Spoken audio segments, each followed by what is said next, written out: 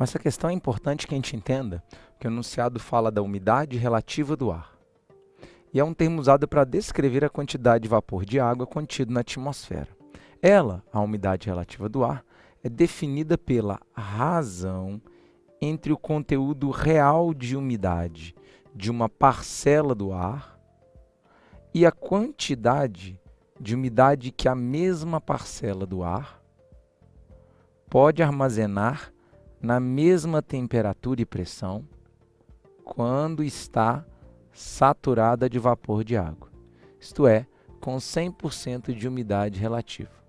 Então, a ideia é que o conceito tem a ver com a quantidade de umidade que há no ar e faça uma razão, uma divisão com a quantidade de vapor de água que aquele ar deveria, que é capaz de conter aquela quantidade de ar.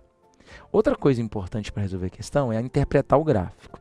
Ele mostra um gráfico de umidade relativa do ar no eixo Y, do lado esquerdo. Do lado direito, temperatura. E no eixo X, a hora do dia. O que a gente percebe é que, toda vez que a umidade está elevada, a temperatura está baixa. Toda vez que a temperatura está elevada, a umidade é baixa. Então, ele pede para que a gente considere as informações do texto e o do gráfico e conclua a resposta. Vamos ver? Vou começar de baixo para cima, a letra E.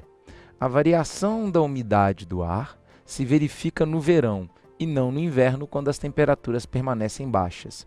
Bom, essa aqui não é válida, porque mesmo no inverno, o dia tem oscilações de temperatura. E pelo que nós vimos, essas oscilações de temperatura implicam em oscilações na umidade relativa do ar. A E, então, está falsa. Letra D. A umidade relativa do ar indica em termos absolutos a quantidade de vapor de água existente na atmosfera. O próprio termo umidade relativa já desqualifica o resto da afirmativa, já que não é em termos absolutos que a gente consegue a quantidade de vapor de água na atmosfera. É uma razão como a gente leu aqui no enunciado. Letra C. A presença de umidade relativa do ar é diretamente proporcional à temperatura do ar. Bom, se a gente vê, quanto maior a temperatura, menor a umidade relativa do ar.